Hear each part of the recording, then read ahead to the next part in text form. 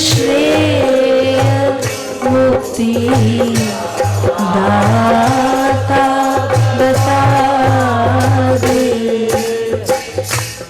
माया प्रेम प्रेय बांधे गोविंद राधे। हरि प्रेम श्रेय मुक्ति दाता बता दे।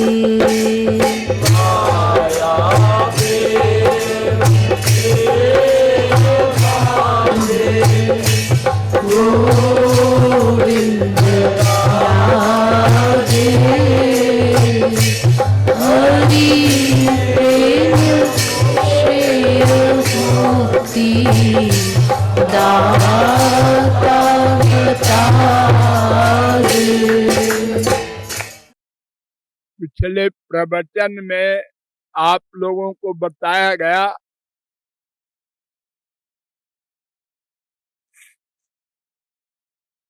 कि दो प्रकार का कर्म होता है। एक कर्म होता है मन बुद्धि आसक्ति युक्त, और एक कर्म होता है मन बुद्धि युक्त।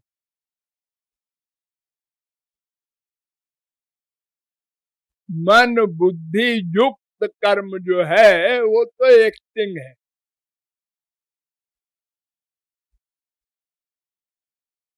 उसी को फिजिकल वर्क भी कहते हैं। और मन की आसक्ति से युक्त कर्म जो होता है वो असली कर्म है। तो ये दोनों कर्म दोनों एरिया में हो सकते हैं, होते हैं। माइक एरिया में भी और ईश्वरीय एरिया में भी। वेद कहता है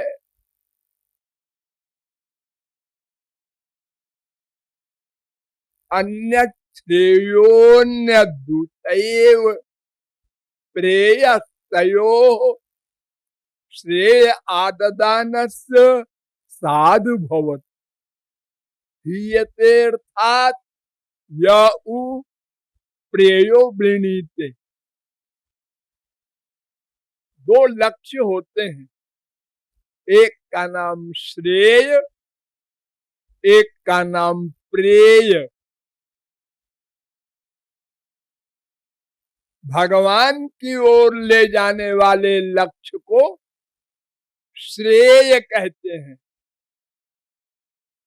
श्र उसी से बनता है कल्याणवाचक श्रेय शब्द। और दूसरा है प्रेय, जो संसार की ओर ले जाता है और उसका परिणाम है बंधन, दुख, अशांति। तो ये दोनों प्रकार के कर्म दो दो प्रकार के होते हैं। यानी माइक कर्म भी दो प्रकार का, एक एक्टिंग वाला, एक अटैचमेंट वाला। और भगवान के एरिया में भी ये दो प्रकार का कर्म है, एक एक्टिंग वाला फिजिकल और एक फैक्ट मन की आसक्ति वाला।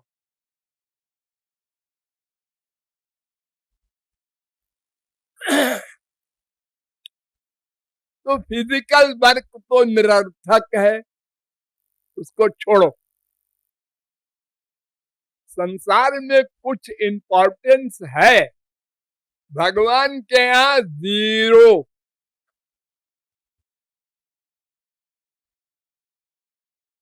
नोट ही नहीं होता वो कर्म। संसार तो अल्पज्ञ है ना, इसलिए वो जानता नहीं कि इसका कर्म फिजिकल है या मन के अटैचमेंट से युक्त है। जैसे आपके यहाँ कोई आया और आपने बड़ी एक्टिंग की, अरे लाओ भाई नाश्ता लाओ, और उनके लिए भाई बहुत दिन में आए हैं, हलवा पूड़ी बनाओ। अनेक प्रकार का स्वागत बहिरंग आप लोग करते हैं, जिससे स्वार्थ सिद्ध होना होता है या डर होता है कि नहीं करेंगे तो ये बड़ा नुकसान कर देगा हमारा, हमारा बॉस है, ऑफिसर है, गुंडा है, उससे भी डरते हैं लोग।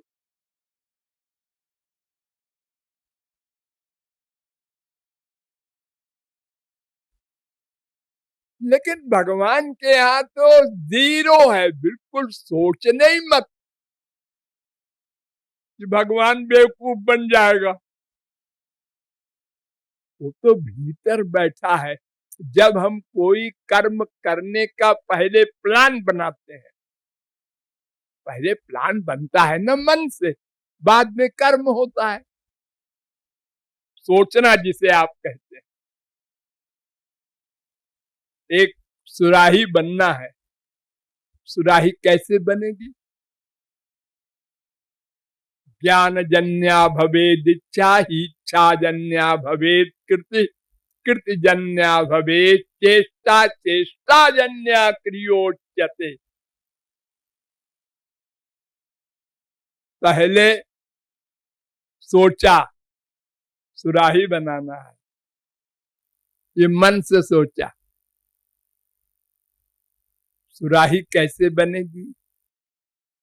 उसके लिए ये सामान चाहिए। अब फिजिकल वर्क आया, वो सब सामान इकट्ठा किया। इसका बनाना आता है ना हमको, नहीं आता तो सामान क्या करेगा? फिर मन को बुलाया, तो भाई आता है? मन कहता है ठहरो, मैं बुद्धि से पूछता हूं। बुद्धि ने कहा हाँ आता है। फिर उसने ऑर्डर किया हाथ को, चलो दोनों हाथ लगाओ, पानी में लगा के मिट्टी में चक्र पर चढ़ाओ, चक्र को घुमाओ, अब ऐसे शक्ल बनाओ। इंद्रियां वर्क कर रही हैं मन के अनुसार। इतना लंबा चौड़ा नाटक होता है तो एक सुराही बनती है।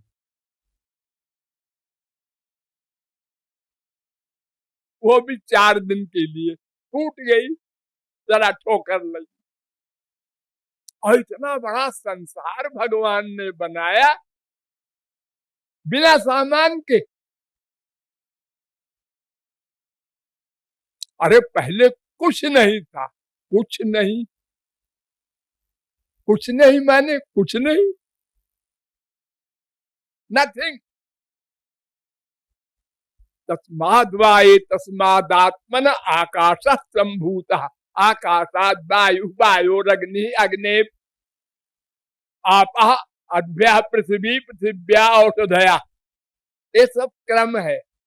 पहले कुछ नहीं था, फिर आकाश बना, वो भी कुछ नहीं। अरे आकाश माने क्या? कुछ नहीं। ये दोनों हाथों के बीच में क्या है? आकाश, खाली जगह। कमाल देखो, आकाश से वायु बन गया। आकाश का तो स्पर्श हो नहीं सकता, लेकिन वायु का तो स्पर्श होता है। ठंडी वायु है, गर्म वायु है, तो आकाश में गुण नहीं था, वायु में कैसे आ गया? आश्चर्य।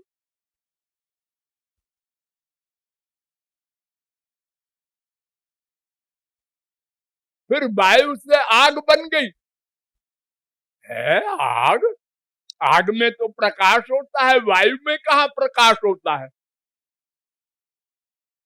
बाप में गुण नहीं, बेटे में आ गया, और फिर अग्नि से पानी बन गया। ये लो उल्टा, पानी तो आग को बुझा देती है। फिर उससे पृथ्वी बन गई, फिर उससे तमाम वनस्पति बन गए, संसार बन गया, और ये सब बिना सामान के बन गया, और बनाने वाला कहीं नहीं। किसी ने देखा बनाने वाले को? तो वो भगवान का बनाना जो होता है, उसमें इतना सब नहीं लगता हिसाब किताब, बस सोचा और बन गया। सोचा बस खाली। शोक कामय स ईक्षत स ईक्षां चक्रे तदैक्षत स ऐक्षत।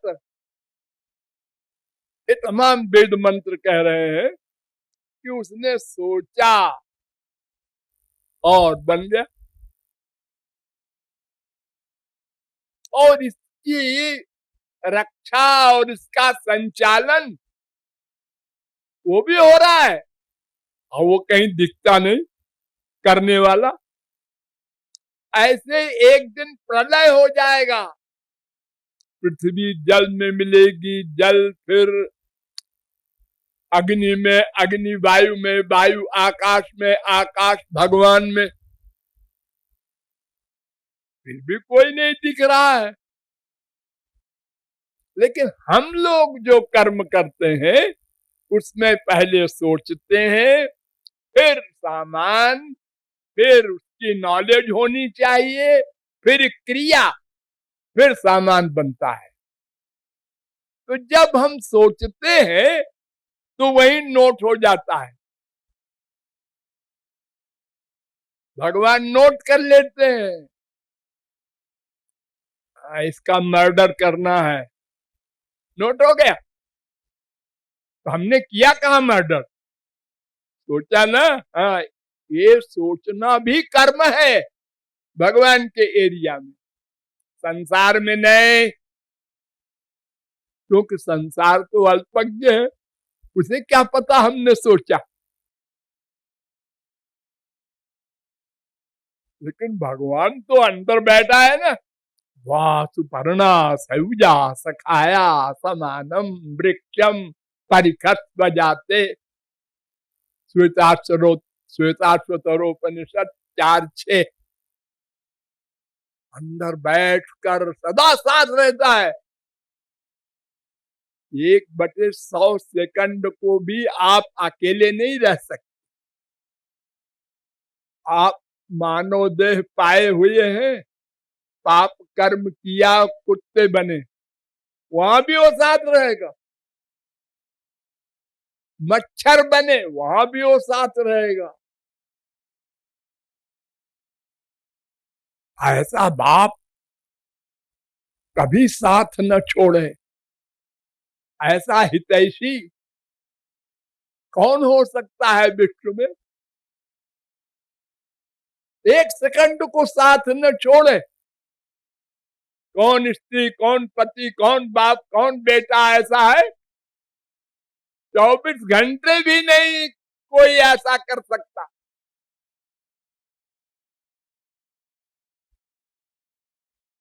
तो भगवान के एरिया में कर्म केवल मन से होता है। आपको भगवान के एरिया की बात समझना है। संसार के एरिया की मैंने समझा दिया कि यहाँ तो कर्म प्लस मन के अटैचमेंट प्लस कर्म करो, चाहे केवल कर्म करो, दोनों का एक सा फल मिलेगा।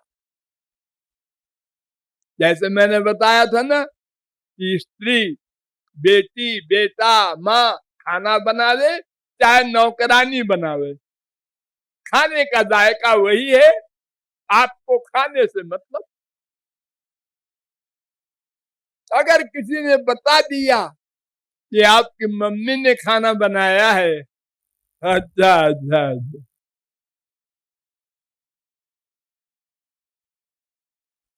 तो भगवान के एरिया की बात हमको समझना है कि वहां वो चूंकि भीतर सदा साथ रहता है, आइडियाज नोट करता है, इसलिए वहां घपड़ सपड़ नहीं चलेगी।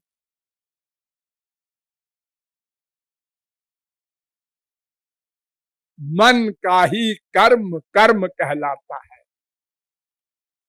वेद कहता है मन एव मनुष्याणाम कारणम बंध मोक्षयो। ब्रह्म बिंदु उपनिषद दूसरा मंत्र। मन ही, देखो ही कह रहा है वेद, भी नहीं, इंद्रियां नहीं, केवल मन।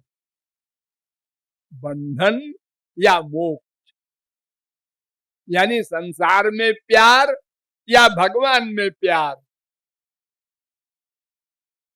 संसार से मन अलग हो उसको वैराग्य, भगवान में मन न रहे संसार में रहे ये भगवान से वैराग्य।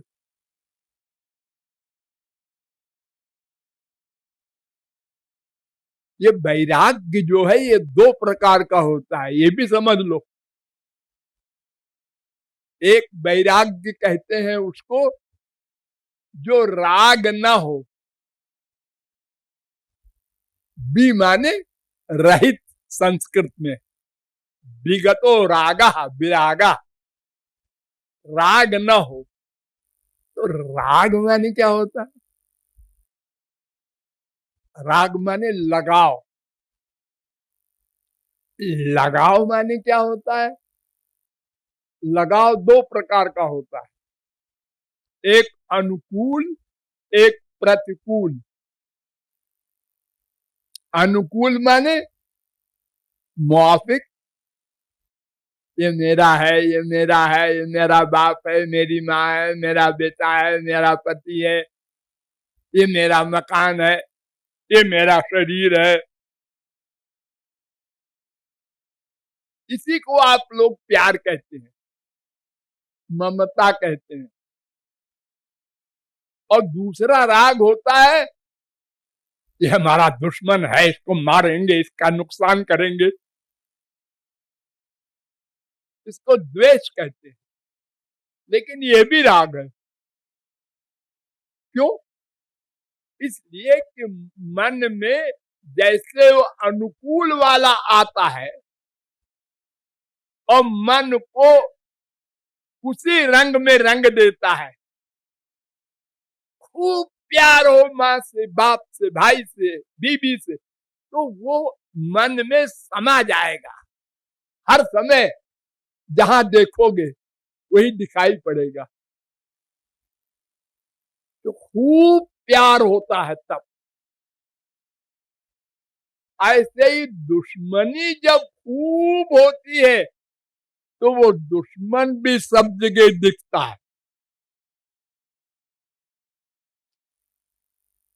भगवान से गोपियां प्यार करती थी तो बाटन में, घाटन में, बीथन में, बागन में, वृक्षन में, बेलन में, वाटिका में, वन में, दरन में, दीवारन में, देहरी दरीचन में, हीरन में, हारन में, भूषण में, तन में, गोकुल में, गायन में, गोपिन में, गोधन में, याही ब्रजमंडल के रेणु में, कन में, जहां जहां देखूं तहां श्याम ही दिखाई देत, मेरो श्याम छाए रहो नैनन में मन में। ये गोपियों का हाल था अनुकूल। और कंस का हाल क्या था? आसीन संविशंस्तिष्ठन् भुंजान पर्यटन महीम चिंतयानो ऋषिकेशो मपश्यत तन्मयम् जगत।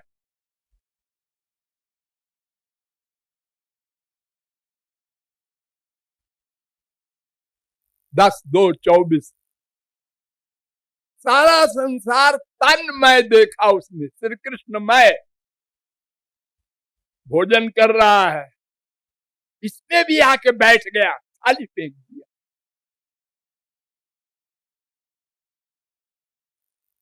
कपड़ा पहने हैं, इसमें भी श्री कृष्ण आ गया, कपड़ा फेंक दिया। यहां भी आ गया, इधर भी आ गया है। जैसे कोई हो जाता है, ये राग है। तो कंस को भी गोलोक मिला, गोपियों को भी गोलोक मिला, दोनों को एक फल, क्योंकि मन में समा गए श्री कृष्ण, कंस के भी और गोपियों के भी। मन लाह है, लाह होती है ना, अगर आग के ऊपर लाह रख दो तो पिघल जाती है, तो कोई लाह आग पर रखी जाए, पिघल जाए और पिघल जाए और पिघल जाए, 100 परत कपड़े में छान लो, फिर उसमें कोई रंग छोड़ दो, नीला हरा पीला कोई, तो उस लाह में वो रंग कण कण में व्याप्त हो जाएगा। फिर लाह से रंग अलग नहीं हो सकता और रंग से लाह अलग नहीं हो सकता। ऐसे ही ये मन है, चाहे प्यार से चाहे हार से, ये पिघल जाता है और वो पर्सनैलिटी उसमें समा जाती है। फिर दोनों निकल नहीं सकते। सूरदास ने सर्वशक्तिमान भगवान श्री कृष्ण को चैलेंज किया था, हृदयाद यदि निर्यास पौरुषम गणयामिते, हृदय से जब जाहुगे मर्द बदोंगो तो ही। ओ सूरदास कुएं में गिर गए थे, तो श्री कृष्ण ने अपना हाथ लंबा किया और उनको निकाल लिया। तो उनके हाथ के स्पर्श से रोम रोम आनंद में निमग्न हो गया सूरदास का। उन्होंने कहा ये तो वही है चलिया, ऐसा हाथ तो और किसी का नहीं हो सकता। तो उसने जोर से पकड़ लिया श्री कृष्ण को, तो श्री कृष्ण ने झटक के छुड़ा लिया। अरे भगवान की ताकत के आगे बेचारे बुढ़े सूरदास और क्या करते। भगवान ने कहा अरे भाई मुझे गोलोक जाना है, तुमको निकाल दिया बस। तुमने कहा बाह छुड़ाए जात हो निबल जान के मोए, मैं बूढ़ा कमजोर हूं, हाँ यहां से जाओ तब जाने बड़े भगवान बनते हो, नहीं जा सकते। तो राग दोनों है, दुश्मनी भी दोस्ती भी। तो संसार से न दुश्मनी हो कहीं न दोस्ती हो कहीं, तब समझो वैराग्य हुआ।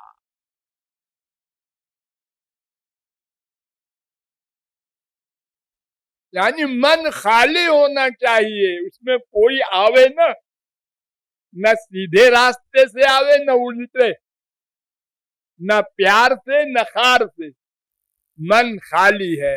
अब उसमें भगवान को संत को लाओ, वो क्या करेंगे आके, वो शुद्ध हैं तो मन को शुद्ध कर देंगे।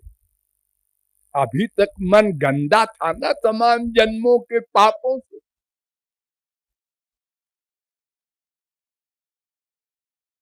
अब फिर संसार को न ला देना, लगातार साबुन लगाओ। साबुन लगाया, साफ किया, थोड़ा मैल घटा, फिर लगाया, फिर और मैल घटा, और अब साफ हो गया। और अगर थोड़ा साफ किया, थोड़ा डुबो दिया गंदगी में, जैसा कि हम लोग कर रहे हैं। भगवान से भी प्यार किया, संसार से भी किया, ये मन इधर भी गया उधर भी गया। गुरु जी विदा हुए वहां भी एक आंसू, बिटिया विदा हुई वहां भी एक आंसू। ये नाटक जो हम करते हैं, इससे अंतःकरण कभी शुद्ध नहीं होगा। क्यों? 100 रुपया कमाया, 100 रुपया खर्चा किया, हिसाब बराबर। अब बैंक बैलेंस क्या होगा आपका? और अगर 100 रुपया कमाया, 200 रुपया खर्च किया, तो 100 रुपया कर्जा भी हो गया। तो बंधन और मोक्ष ये दोनों मन का होता है। वैराग्य मन का होता है, राग मन का होता है। और राग या वैराग्य दोनों में दो प्रकार की भावनाएं होती हैं, अनुकूल प्रतिकूल। तो मन के विषय में वेद कहता है मन ही बंधन और मोक्ष का कारण है। ये बात पहला पाठ है, ये हम लोग यही भूल गए। हमारे आचार्यों ने जो आजकल घूम रहे हैं भारत में, हजारों लाखों बाबा लोग, इन्होंने बताए नहीं हमको। ये तो हमको बताते हैं जब करो, पाठ करो, पाठ गीता, भागवत, रामायण, गुरु ग्रंथ साहब, बाइबिल पाठ करो। मंदिरों में जाओ, पैर से चारों धाम, आंख से देखो संत को, भगवान को, मूर्ति को, कान से सुनो संतों के उपदेश, भागवत गीता, बस सुनो, अंदर न जाने पावे। वो कथावाचक लोग कहते हैं, एक बाप ने बेटे को डांटा, क्यों रे तू कथा में नहीं जाता, नास्तिक हो गया, कैसा पैदा हुआ है हमारे, कथा में जाया कर। वो गया कथा में, बाई चांस उस दिन हरिश्चंद्र की कथा हो रही थी, सत्यवादी हरिश्चंद्र, और उन्होंने भगवान को झुका दिया सत्य के बल पर। वो आया अपने दुकान में सवेरे और पूछा ग्राहक ने, ये सामान कितने का है? तो उसने सही सही बता दिया जितने का खरीदा गया था। बाप पैसा देख रहा था, उसने कहा पागल हो गया है। दूसरा आया ग्राहक, फिर उसको सही सही बता दिया। तो जब ग्राहक दोनों चले गए तो एक झापड़ दिया बेटे को, ने क्या क्यों नहीं, तू लुटा देगा हमारी दुकान? क्यों क्यों क्या किया मैंने? अरे तू सच बोल रहा है तो प्रॉफिट क्या होगा हमको? अब कथा में तो यही कहा गया था। अरे बेवकूफ, कथा सुनना आना चाहिए, उसका भी तरीका है। क्या तरीका है? जब कथा सुनने बैठो तो ऐसे कर दो, अपने कुर्ते को, कमीज को ऐसे, आ जाओ आ जाओ आ जाओ, और जब चलने लगो तो ऐसे कर दो, यही पंडित जी को दे जाओ, उसको घर न ले जाओ, घर बर्बाद हो जाएगा।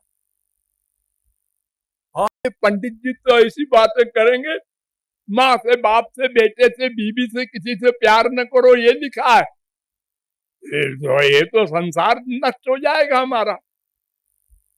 उनकी बात सुन लो बस। तो आजकल के हमारे बड़े बड़े आचार्य लोग ये सिखाते हैं हमको, ये किसी ने सिखाया नहीं, कि नंबर 1 मन, उससे आपको उपासना, भक्ति, जो कुछ भी, वैराग्य, वो करना है मन से। इंद्रियों को भी साथ ले लो अगर है तो, लेकिन इंद्रियों की चीज नोट नहीं होगी भगवान के यहाँ। अगर इंद्रियों के नोट हो कंपलसरी कि तुमने कभी राम नहीं कहा,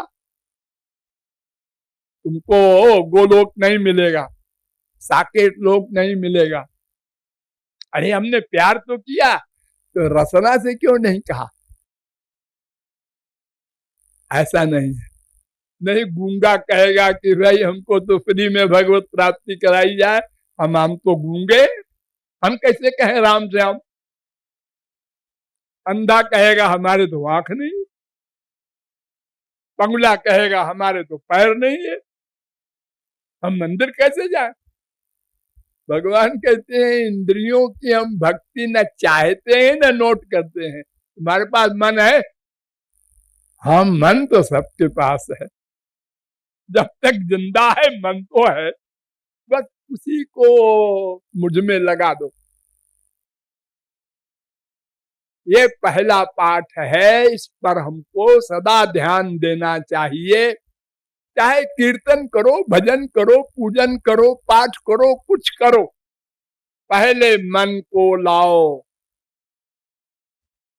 फिर मन के लाने के बाद दूसरा काम आएगा।